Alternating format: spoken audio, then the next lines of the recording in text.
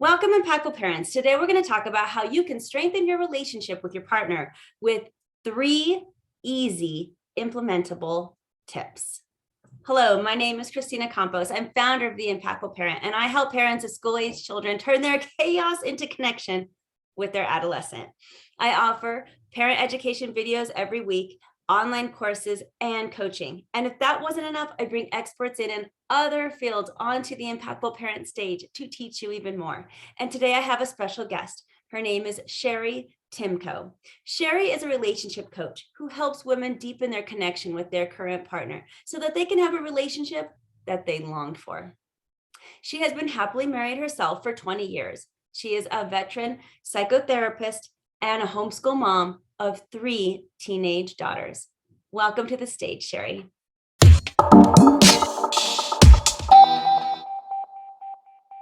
Thank you so much for having me.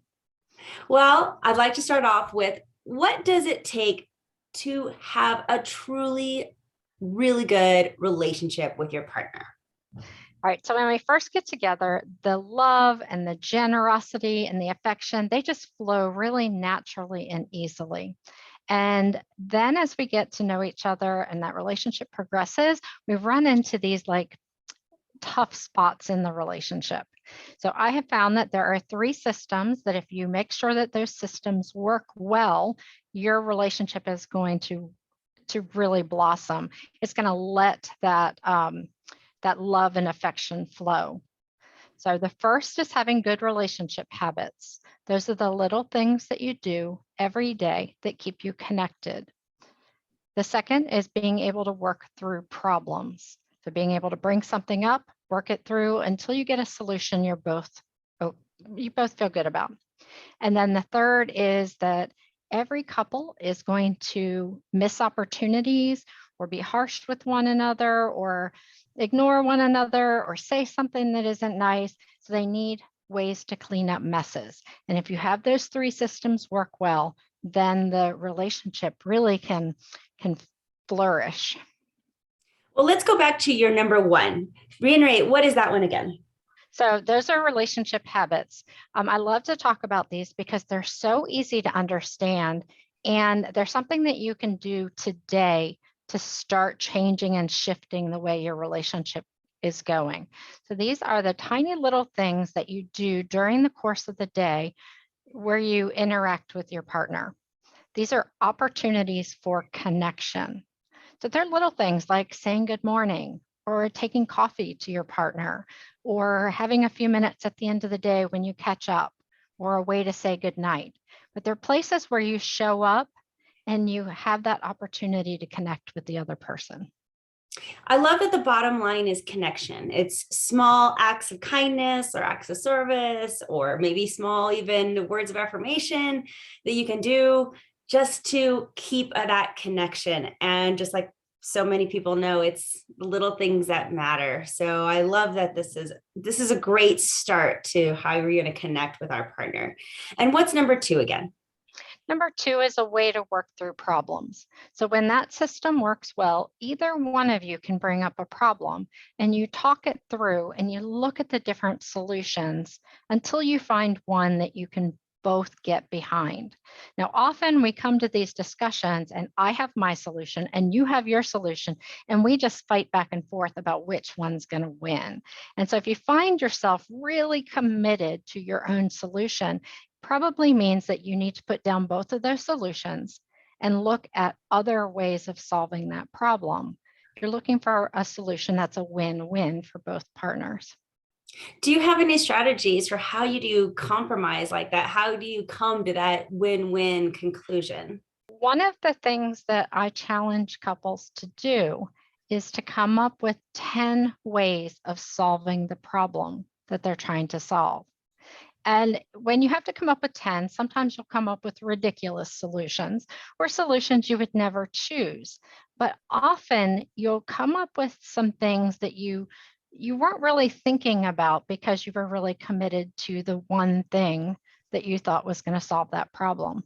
And so our first one was these small acts, little tiny things. And the second one is we're going to problem solve and come up to a similar or a a middle ground whenever we have some kind of disagreement or things just aren't on the same page, so we can get on the same page. What's number 3? The third one are ways to make repairs. Now, the most straightforward repair that everyone knows is an apology.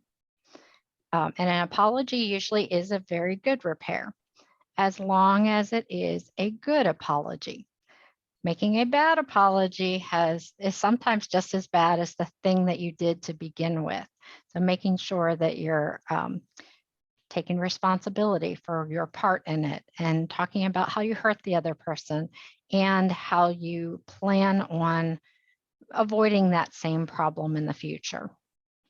So can you give me an example of how you took those components of a good apology and make it real for the audience? Okay, so I'll use my kids because it's probably an easier apology for me to kind of put into words, but it's also relevant to your audience. So if I yelled at my kids, I might say to them, "I'm sorry for yelling at you. This is wrong because when I yell at you, you shut down and you can't hear me. In the future, I will take a time out, step away, and then we'll talk about it. Or I'll count to 10, or I'll take some deep breaths. And then will you forgive me?" And so those are the 3 components, and you put those together and now you have an appropriate apology. Yeah, so often people will just say, "I'm sorry." And you won't know exactly what it is that they're sorry for. Or they'll say, "I'm sorry, but," and then they'll give you all the reasons why they were right in what they did, even though it hurt you. So there's a lot of ways that an apology can go wrong. So making sure that you're calm enough and centered enough to have that apology, to give that apology, that's always important. Yes, because there's going to be times when we don't want to apologize. So what suggestion or what piece of advice would you give to somebody who just doesn't think that they owe somebody else an apology? I find it easier to answer the question, what what did you contribute that went wrong? Or what do you wish that you had done differently? Because usually even if you are committed that you did not do, and this is not your fault, you can find one thing that you wish that you had done differently. I think it's so much more helpful to talk about what you contributed to making it go wrong rather than take responsibility for the whole thing. Because all of these situations involve 2 people and both people contribute something, not necessarily make the whole thing go poorly. So focusing in just on that part that you feel like you contributed.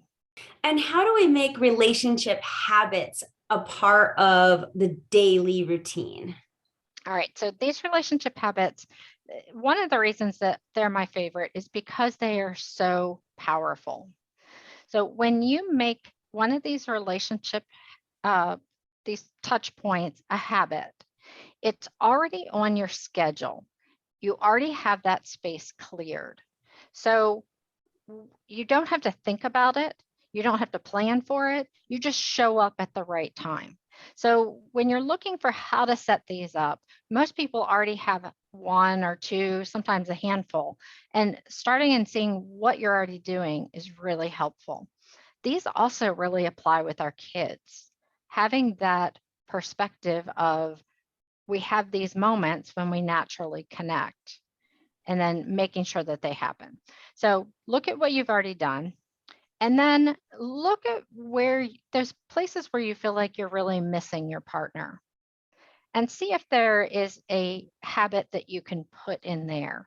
Now, my favorite habits are the ones that couples do that they come up with on their own. Those are the ones that make it feel like this is our special thing. So I can give lots of examples, but it's really the ones that are that place where your 2 personalities intersect. For instance, if you connect over humor, I've talked with couples and they send memes back and forth to each other, or they share funny stories with one another. So it's just intentionally making sure that you do that thing that keeps you connected. And what about if your partner is just not into it? Could you do this by yourself? Yes, most of them. Now, there are some things that you do need your partner's permission for, but let's just say you want to start with something very small that is going to matter to you. And you say, you know what, when I wake up in the morning, I really want to have that moment of connection with my partner. So I am going to initiate saying good morning, maybe a question or two. How'd you sleep? How are you doing? Now, for most people, their partner is just going to reciprocate that. You don't have to get their permission to ask how they slept. You just start doing that. So you can think of the things that matter the most to you and then initiate those and do it open-heartedly. Don't do it like you're you're trying to catch them not doing it so that you can be mad at them. No, like just do it because that's something that's important to you. And what are the benefits of having a close and connected relationship with your partner? Yeah, having the ripple effects to this are amazing. Having a close and connected relationship is like a foundation that you can use as a springboard for every other part of your life. So when you have a good relationship with your partner, it's a great example for your kids.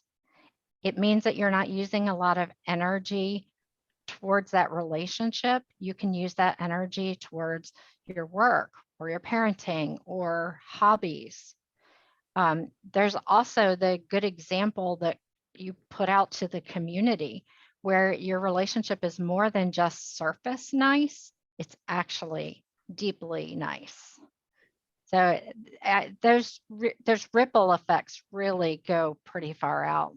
I don't know who said it, but somebody out there who's very wise, in my opinion, said that the best thing that a father could do for his children is love their mother. And I've always loved that quote, just the sentiment behind it, that that the best thing that a parent could do is love the other parent, just to role model it, to show them how to love. And it's absolutely true. Even if you are in a divorce, I feel like it's so important to have respect for the other parent. It helps the kids so much on so many different levels, on how to deal with their own feelings, how to deal with their relationships, how to deal with people that you may not get along with very well. Your kids are watching and they're role modeling. And if you can get that good relationship with your partner, and use these three techniques that you're talking about, it's really going to speak leaps and bounds even down into your children. So it's exciting for me to have you on today. If people are listening to this and they're resonating, how do they get a hold of you? The best place to find me is to go to my website at cheritimko.com. On it, I have some free guides to improve your relationship. I also have links to my community where people can come and hang out with me. And that's not all, audience. Cheri's also giving us, the audience, a couple of freebies. I'm so excited about this. Let's go to freebie number one. What is it? Well, the first one is a walkthrough on how to start using these relationship habits. It's got some suggestions about which ones you might want to use, and then some suggestions about how to start using them. That's perfect. So we got to learn about them, and now the freebie will help us actually put those into practice. So audience, go get that freebie by downloading the Impactful Parent app. It'll be right next to this video. And what about freebie number two? So the other one is 101 ways to add joy to your life. So this one was a lot of fun for me to create.